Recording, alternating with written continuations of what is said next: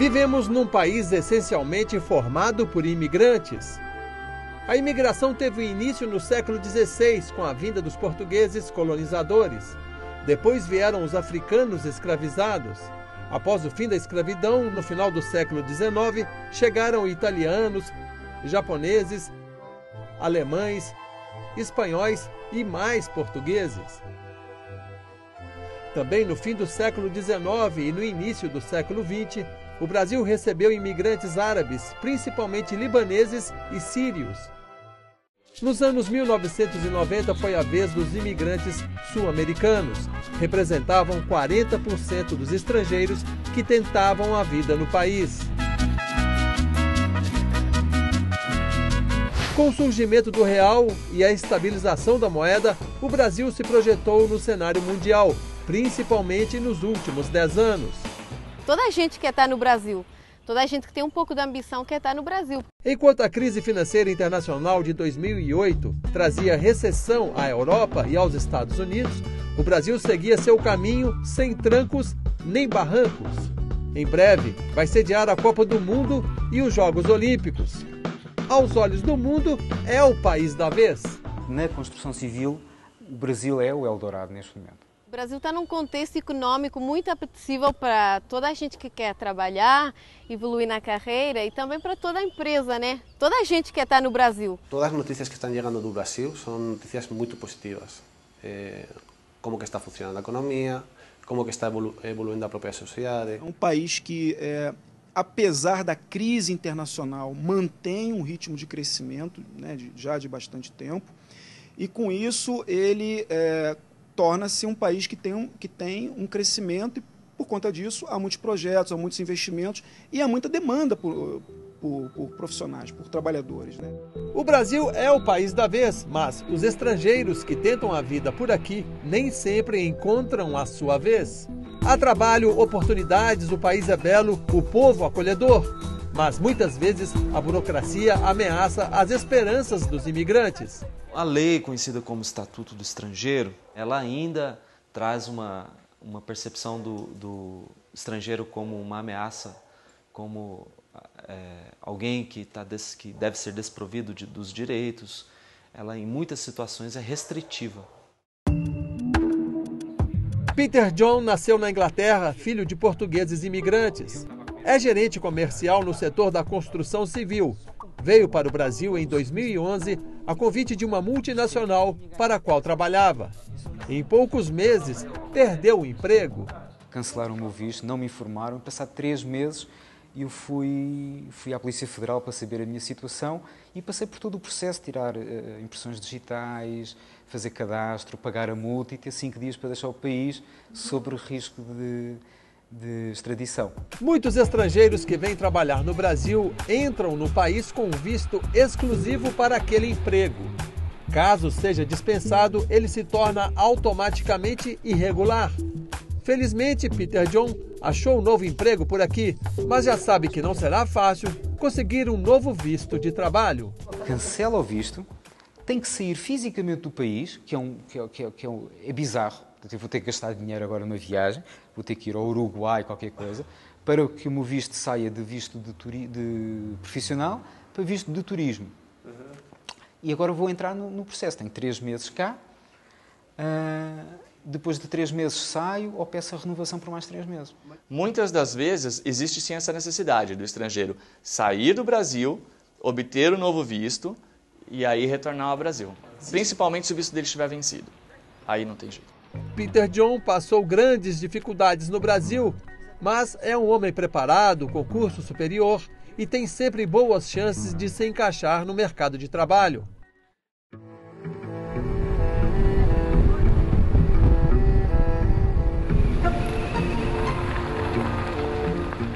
Mas existe uma grande leva de imigrantes miseráveis que são enganados e acabam trabalhando como escravos por aqui.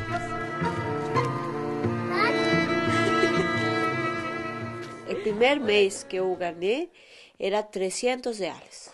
Um mês de trabalho, R$300? Entre 2.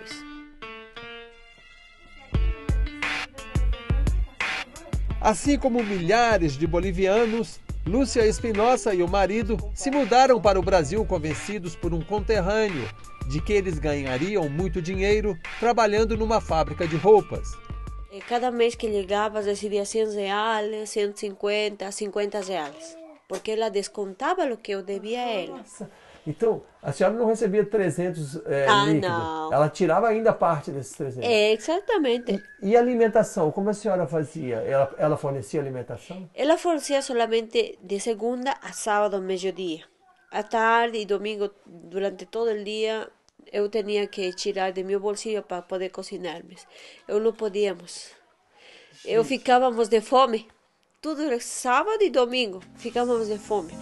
Muitos casais bolivianos têm filhos no Brasil para garantir que não serão deportados. Eu não sabia que eram dois, eu pensei que era só um. E eu dolia tudo, eu não podia mais costurar. Eu dolia tudo, todo o tempo eu ficava chorando. E era 6 meses de gravidez. E ela falou, você, Lúcia, procura outro trabalho. O trabalho escravo, ele é coibido pela Polícia Federal. Existem várias diligências que são feitas, vários trabalhos que são feitos para combater esse tipo de situação.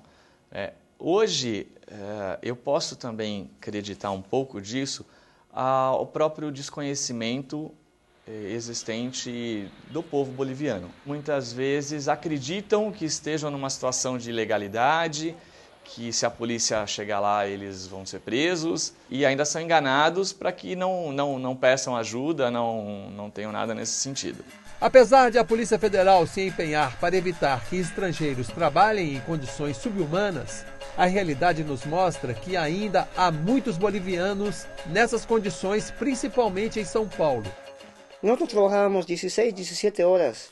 Praticamente nós aí comíamos, será uma meia hora, lo mucho.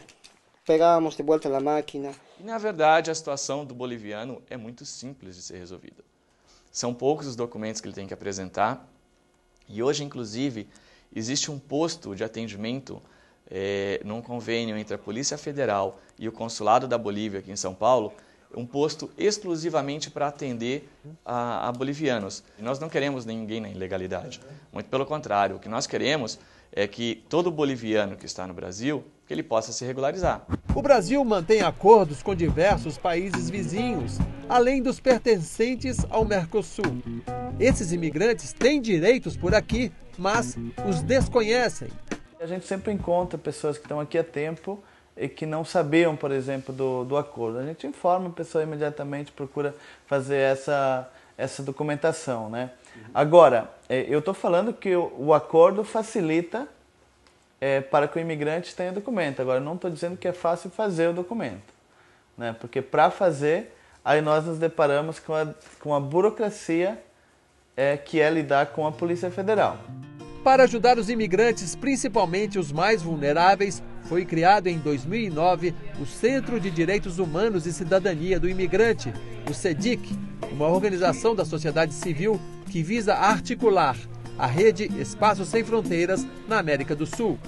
O CEDIC também trabalha em outras frentes, contribuindo com a promoção de políticas migratórias no continente e na defesa dos direitos humanos, culturais, econômicos, sociais e ambientais dos imigrantes. Para a direção do CEDIC, grande parte dos imigrantes não é tratada com dignidade pela nação brasileira. Inclusive, nós defendemos que a migração, né, a mudança de uma região para outra, a busca por melhores dias, por melhores condições, é um direito humano.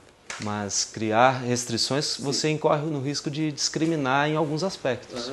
A maior parte dos estrangeiros regulares que vivem no Brasil não tem direito ao voto. Para a coordenadoria do Centro de Apoio ao Imigrante, esse é o motivo para a falta de empenho da Câmara Federal na votação do novo projeto de lei que trata dos direitos dos imigrantes. Nós defendemos que exista também, além da aprovação de uma nova lei de imigração, nós defendemos também políticas específicas, políticas estatais em todos os níveis, que realmente consigam promover a integração do imigrante e mude o ponto de vista atual de que é necessário controlar ou restringir. Como o Estatuto do Imigrante no Brasil é ultrapassado e o número de estrangeiros à procura de emprego vem aumentando, o governo brasileiro promove desde 1980, a cada 10 anos, a anistia dos imigrantes em situação irregular. A mais recente foi em 2009, quando 45 mil estrangeiros entraram com pedido de anistia. Entre eles, 17 mil eram bolivianos, 5.500 chineses, além de peruanos, paraguaios, africanos, europeus, coreanos, libaneses. Infelizmente, somente 18 mil desses estrangeiros conseguiram a anistia. Segundo a coordenadoria do Centro de Apoio ao Imigrante, o número de anistiados deveria ser muito maior se o governo tivesse divulgado amplamente a anistia. Para o chefe do Núcleo de Registros de Estrangeiros de São Paulo, a reclamação não procede. A Polícia Federal, o Ministério da Justiça, na verdade o governo brasileiro, deu ampla divulgação.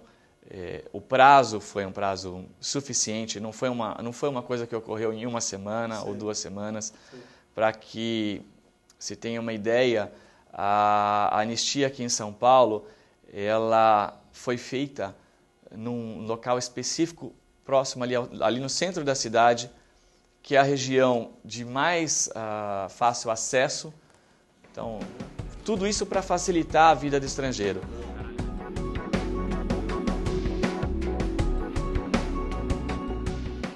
Eu sei de portugueses aí que tiveram trabalho, conseguiram trabalho, mas não conseguiram os papéis e aí tiveram que voltar.